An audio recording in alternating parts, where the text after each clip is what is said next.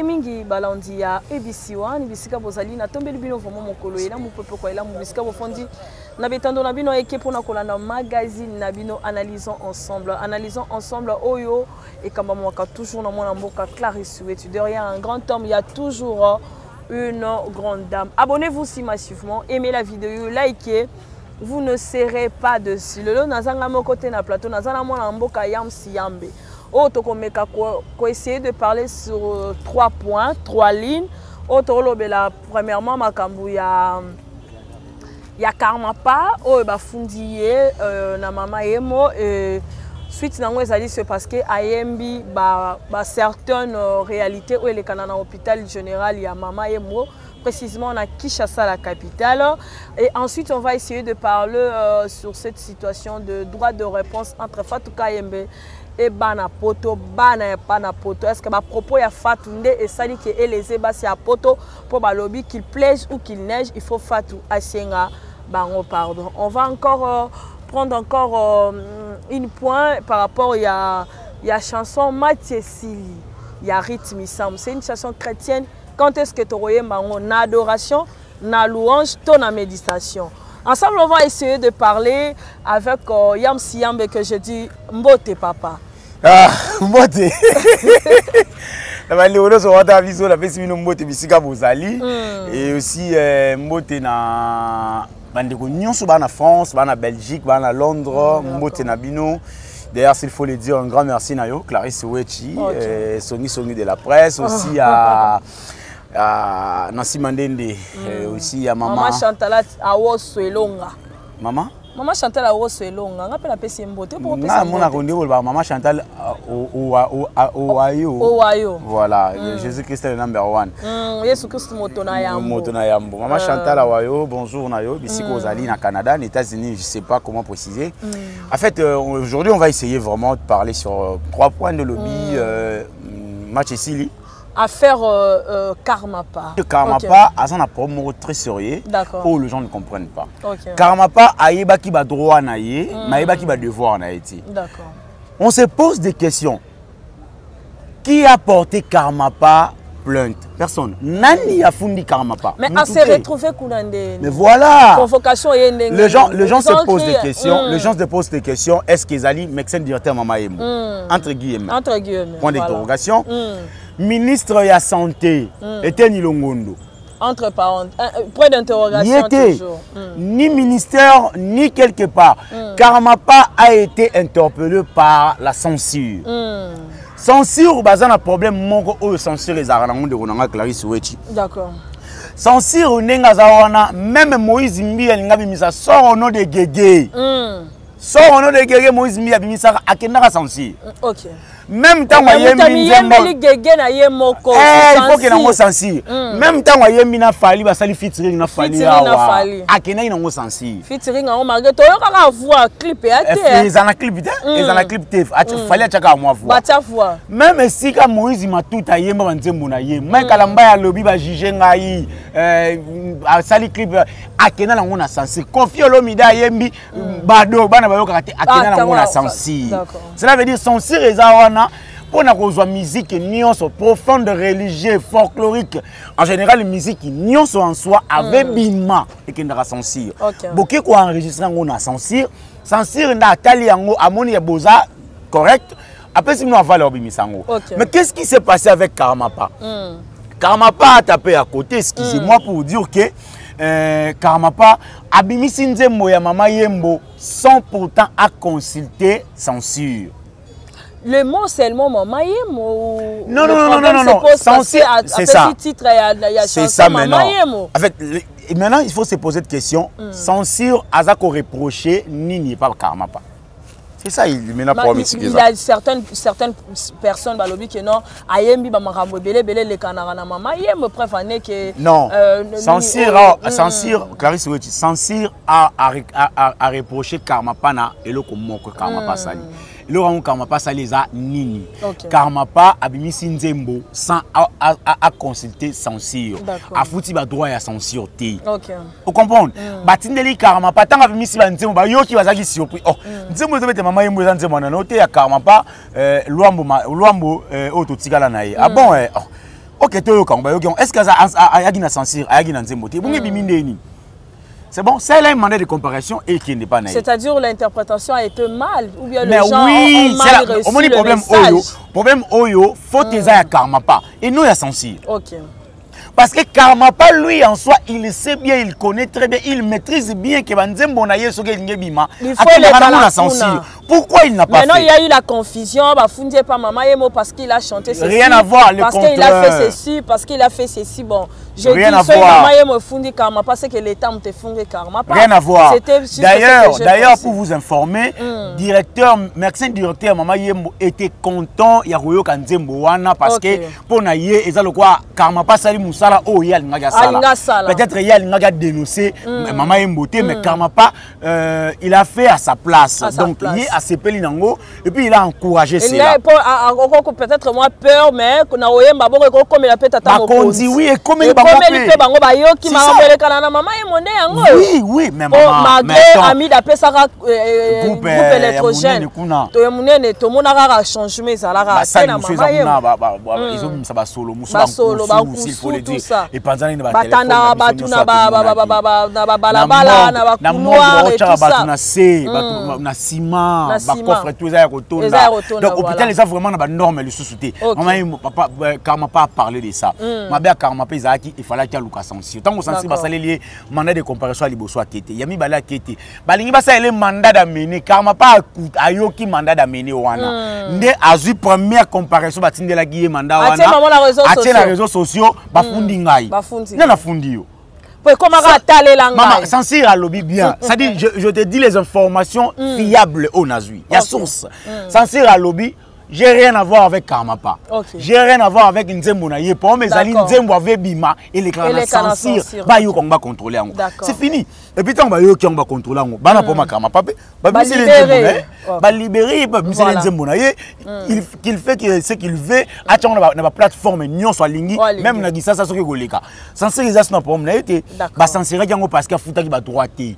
Yango va te voir le va kangagi pour na d'ailleurs na commis pour tes paroles il y a censure. Et tant que musicien quoi il peut courageux de la sortie, il connaît bien certaines lois. Bon, on a coquin au Kenya, il y a vieux on a pour dire on dirait un sous propos à Tenaki hein. À mon avis soit avec Kenya on a censé on dirait ba obo ya ngolika.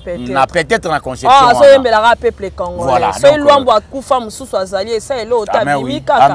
Voilà, merci beaucoup. Parlons maintenant de merci pour l'éclaircissement. Parlons maintenant de cette histoire de Mathieu Sili. Mathieu Sili il y a Rit Sam.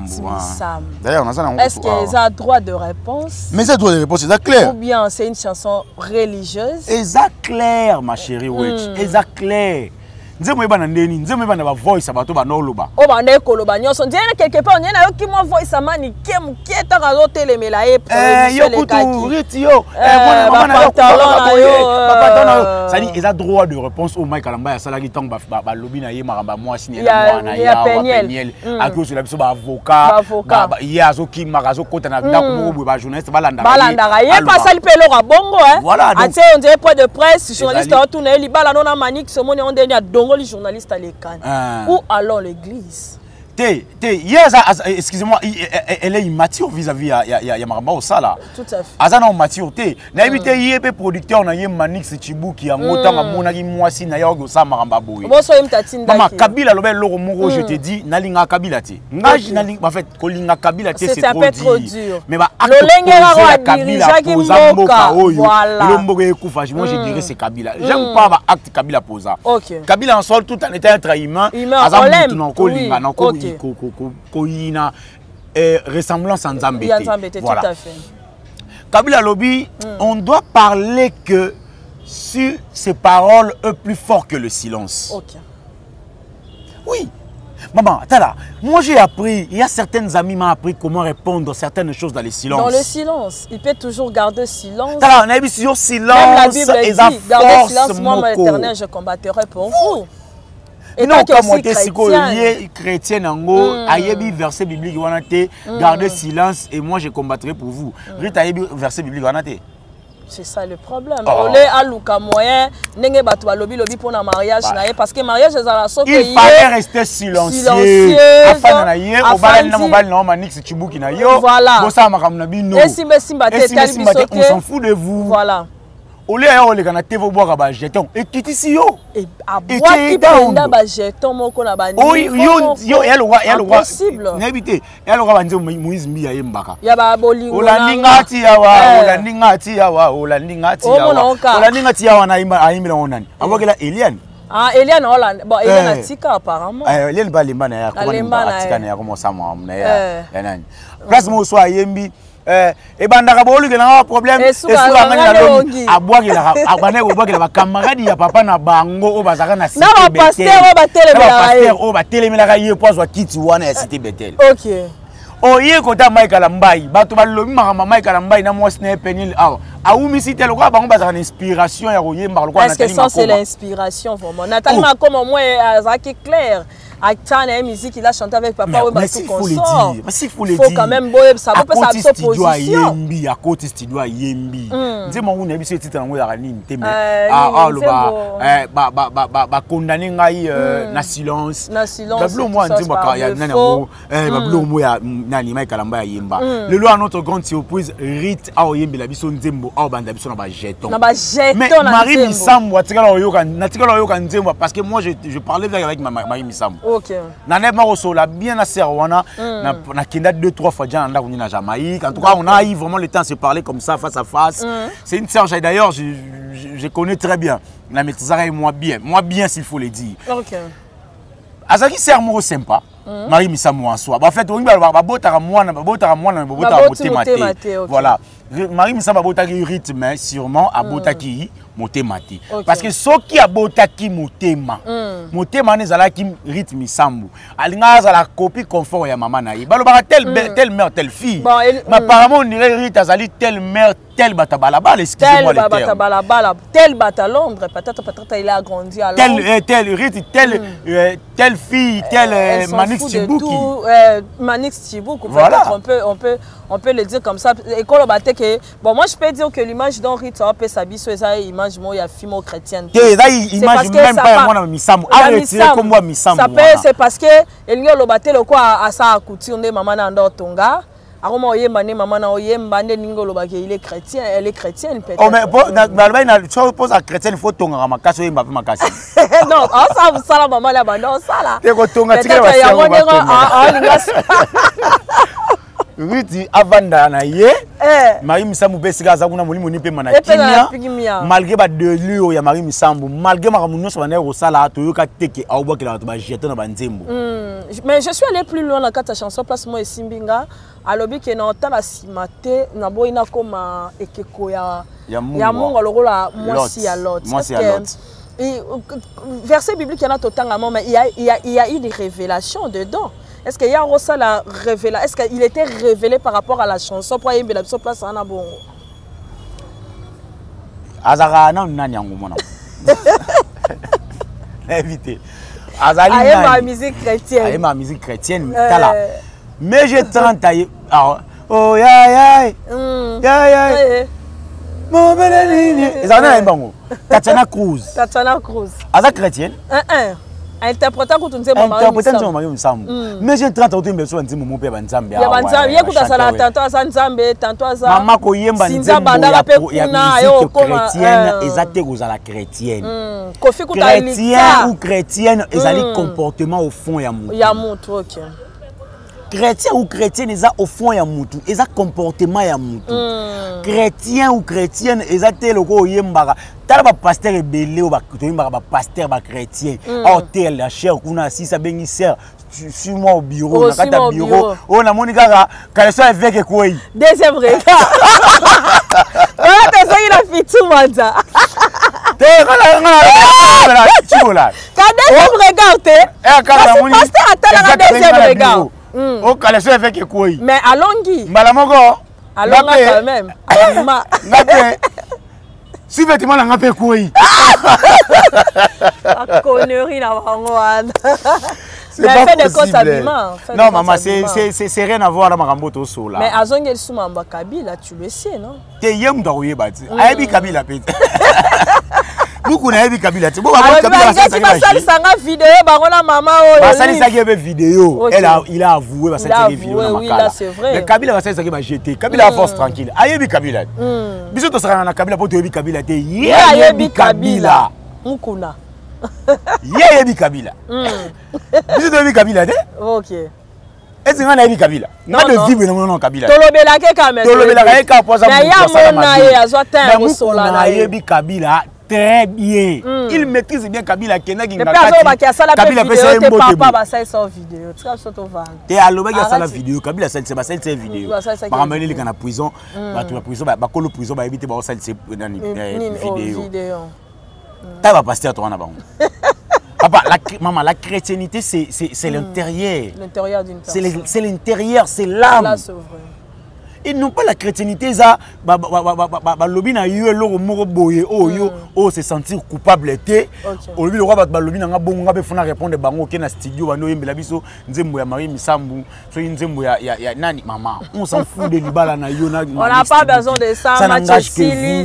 Tu évites adoration louange, on va le mettre à où on ne sait pas. Est-ce nzembo rito yembi ezali nzembo adoration ya Manix Chibuki ezali nzembo ya adoration ya bajeton ya baninga babwakela ki ba pire petit ya maman to évoluer voilà merci beaucoup au père de dignité na yo parlons de guerre entre Fatou Kayembe et Bassia Poto précise Fatou Kayembe na Bassia Poto ngana bisaki Fatou boye papa Masumu je veux parler de papa Masumu Masumu na respect on a lingaka yo na ndenge na lingaka ba comédien longola Fatou Kayembe na poste azalaka nango na NTPC aza poste kuna azalaka mama social assistant azalaka musa social na assistant social bato baza ba kota ba nini ba social ça dit vous avez un problème Fatou mtakolanda ngo ye mutaza cadre côté kuna na lolenge Fatou azala ya liboso ya mibale mama Olive initiative plus au Guinée au inauguration. Otika mama Pembele, ozo mama Pembele te. Mama Bolingo ozo a été. Mama Chako a sali ba fierté à théâtre beaucoup ozo a été. Ozo Fatou Kayembe na inauguration initiative plus. Maman Olive okendaka poto osaka 2 semaines, 3 semaines, 1 mois voire même. Na kati ya basi ya poto yo Fatou Kayembe fingi yo pour na kati. Tu te retrouves. Pour ça 2 semaines na poto. Ozabe moi sa poto. Maman Denise Niakero Koutou, moi c'est à poto vraiment ma casse. Retirer carte et assurance à santé au Pesara Fatou Kayembe parce qu'à fini basi à poto bozaka salité. Boza bazozo na habité soki bazozo, soki zozo ngola ksani na habité. Boza bazozo comme na okabongo ba comme finga batuka bazozo. Boza bazozo liboso et puis ya mi balé lisusu. Ya mi sato lobi su na batu ete tout ça l'effort to meka ko bongisa na ba comédien soki ba mabolobi lo biana en tout cas bo trouver les solution au ezali normal azala vraiment puni sévèrement comédienne ni na kotombola lisapina ye moko ata likilera na ye po lobake ngai na li ata 1 euro te ya mwasi ya poto ne pas parler des hommes seulement des femmes ya poto comédien tout na papa Masumu na président Lombe na Bordeaux ata mwasi ya bolingo te mwasi a sepelaka na yo président Lombe po lobaka bien o jouaka bien atinyo na western na kabelo ata 1 euro na no zwate. Est-ce que pour défendre Moninga na Diane, est-ce qu'il fallait tenir ma propos? Mais d'abord, basi ya poto basali d'abord nini. Parce que Diane aza mbanda na fille moko aza congolaise ya Brazzaville. Ce qui Sherila, aza pe 50% Brazzaville. Ya Brazzaville, aza rappé na poto te. Aza rappé na poto pété. Le problème c'est que muto asala ke mission c'est Anima Kwakala. C'est pas tout le monde basi ya poto. C'est Anima Kwakala qui connaît bien afin na Canada, nde ayebi dido. Mais il a parlé de la vie de Dido. Non, il fallait directement attaquer Anima Kwakala au lieu d'aller généraliser tout le Bassia Poto. Je défends avec beaucoup de certitude ba maman nyonso ya poto ba sœur nyonso ya poto je vous défends sévèrement Fatou Kayembe acte à poser ngana koyebisa bino soko tindeli Fatou Kayembe ta 50 €. Yo moi sa poto c'est rosa vraiment de Fatou finga ba bi pe il faut senga bango pardon il faut senga bango pardon moi si ya poto nyonso asenga basi ya poto pardon à l'époque moi si ya poto nyonso ko tindela Fatou ta 50 €. Yeba ki ozaka salité oza vraiment zozo mobali na yo yango akima ki ayako bala moi sa théâtre so on tenait Fatou ta 5 €. Voilà et ko la faiblesse na bino basi ya poto na ebité comment muta ko le kana TV pour finga bino et puis fin de compte bino basi ya poto ngo misi $50 $100 ko tindela Fatou il Fatou ngo za na nani artiste et comédien. Artiste et comédien, oh yazo commissaire ba comédien, moi je participais tant qu'on ba comédien ngo bazaka mibali na bino ba comédien botindi la mbongo bazaka mibali na biso. Ba mbongo botindi la tolia kango na bango. Moi je participais comment ba comédien ya moi si bazo la la pas comédien musu ya mobali. Na tournage na sima kuna. Excusez-moi le temps me permettez-moi. On va rappeler mon théâtre, c'est tout à fait normal. Excusez-moi. Na yebi bon sorto il est na comédien na yebi yango mais il pourrait pas aller plus loin pour dire non elle allait plus loin et baby si carrière et ça les qui va confirmer va répondre même Bayamba même Gabriel il a tenu des propos il y a normal si ça et ça lui va tenir des propos normal et ça lui de moi si il y a de Londres il y a poto aza na raison parce que yem tellement de Londres na poto tant comme na poto de Londres baluke lié ayo bala mimika beya moi ça na raison et ça lui que moi si oyo zigura balaka na Suède bakabwana abali moi si mususu moi ça na raison et ça lui que moi si ya même Herman Kasongo Herman on est na biso se ba boyana bref ba comédien la plupart ba comédien ba bala basi ya poto 90% bakabwana basi boni ce ba comédien ba na basi tamo ba olinga ba balana oh d'accord eza obebisa baninga nzela ba yo obebisa baninga nzela boni bandeko ba comédien oyo lokwa neti Sudiata yango muni musu moi sa Sudiata ou misa Sudiata na kisasa yo kanti mbongo moi sa Sudiata futa ka kolonga poto ko yara awa ako sala teke 5000 so $6000 $6000 c'est trop pour Sudiata qui ne poto tout à fait mais azo ou misa Sudiata na kisasa pour azota ba certaines réalités parce que bango moko ba comédienne ba rebeka moi sa Sudiata ba yebisaka ye Sudiata za na basi na théâtre bango moko ba ta théâtre mais oui moi je vois que ça ba ta théâtre mususu ba za ba immature théâtre de surtout ba immature te bango no sauter te ba certaines comédiens mususu ba za ba immature parce que basi mususu apoto ba oteni na hote non bien et ça basi mususu à théâtre ba oteni ba propos au fato atali hote moi j'ai suivi des émissions ya ba fille à théâtre au ba so défendre Diane tu sens que mutazo défendre Diane na ba les sens ya immaturité bon moni ko Québec classe pe arabien c'est ça les problèmes au Québec classe arabien pour français mo lo ba na TV et voilà, chers téléspectateurs, on a français moi lo bakako o santira ah ma chiki ya muke yona ebo uteko ezaba ba nini nan ezaba nini ozo sala te nana na Fatou oh yefu ala ba ko funda ngata yo funda abaka funda na zana émission na awa soka funinga ta na demi ya pata na ipe crime lo kwa ye aiza ayeba na Kabila ye aza akolimu sangana mo kwa sala pemela mama Olive aye mama Olive nzambe Mama Bobila kutu Kabila Mobutu kutu akufa akenda atika ko changer mama Olive watafana na ye mama batafana na ye afana na ye mama zoka basi ya o bazana mama Olive changer entourage Fatou longola ye pembeni na bango na place parce que muto azokota guerre anima kwa kala mutafingi mobali na bino ya na télévision c'est mama Olive akabela ko $50 loba anima kwa kala olobi na mobile na biso dido bongo pona nini c'est purement clair on le généraliser et comme tant on a biso to bala yo bala non te a bala kalate mais et comme tant on a bitu to on a biso to ya banani Diana fungoli nzela Diana mtafungoli nzela Yasmine loko pa fungula ka nzela do maza fungula ka nzela ezakata bana lopo afungula ka nzela baze bele ba fungula ba nzela ba mami la chat ça ba Caleb ba fungula ka nzela ba ti lelo yena ba fungula ka nzela te merci beaucoup on arrive vraiment à la fin de cette émission personne ingénieur Dadin Bala Sec deuxième porte à Fikine voilà et aussi un grand merci na Vali Manzingo Junior Tampo merci beaucoup Junior Tampo tout le meuble et pas tout le meuble ba kitio yo so bozana pour ça bozwa yango bo composer plus 243 0900 51 143 145 hein 143 143, voilà. Soit au Béni Bango, on a plus de 143, 89, 52, 30, 200. 21, 221 ne sera au facilement. Au Béni Bango, au Bango, au Teka Bakitsa Kitoko, Bakitsi Mongo, aux Anapoto en Canada, maman n'a pas quitté côté d'Akinseko, Anagisasa. Bakitse Beba, Longola Ngonyoso, Boaka Tumbayaka Awa, avec 600-700 $. Aux Akitsi, bien, et pas Toli, et ça, 8 ans, 10 ans. Un numéro de contact. C'est belle émission. Loba merci beaucoup parce que Fatou Azan et Marama Lobate. À Loba qui biloba le TV et on a suivi biloba le TV. C'est belle émission. C'est comme ça. C'est plus de 143 89 59 38 2 fois et puis 3 à la fin. Mon numéro de contact WhatsApp. Fatou tika grimace. So on a poso funda nga kende na demiap. Kende nga tindoka na demiap. Kuna ne tina. Nga la banga ka demiap. Ba c'est pas l'émission T. Yo nga na bizano Fatou. Ba me la grenade. Fatou nga la banga ka demiap. Ipe crime. Na aner et service ngai. Na banga ngo vraiment lisu makasité. Demiap nde Fatou. Yo loko funda nga. Kende ya malo na ipe crime nga na ko misa ba vidéo yo fingi ba sa poto ba zozo. Ba salité.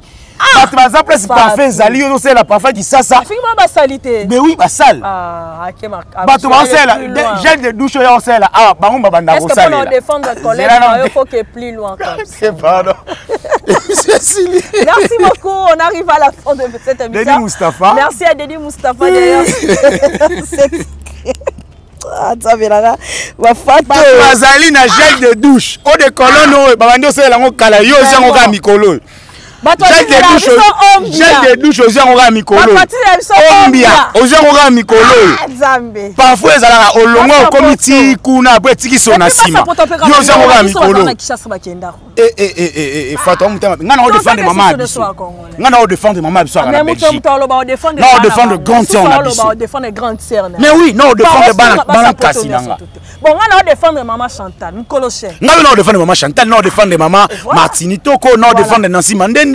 Non défendre maman Sylvie Katika, c'est donc défendre maman Nene Toko, non défendre ba sœur Bello ngana yebi na poto. OK. Voilà. Mais Fatou na go défendre yo, na condamner ba acte yo posé. Président félicitations. Fatou a un problème té. Fatou a un problème té en tout cas.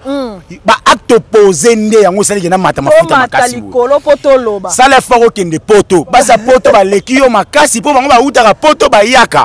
Yo na olongwa ki sasa to ke poto.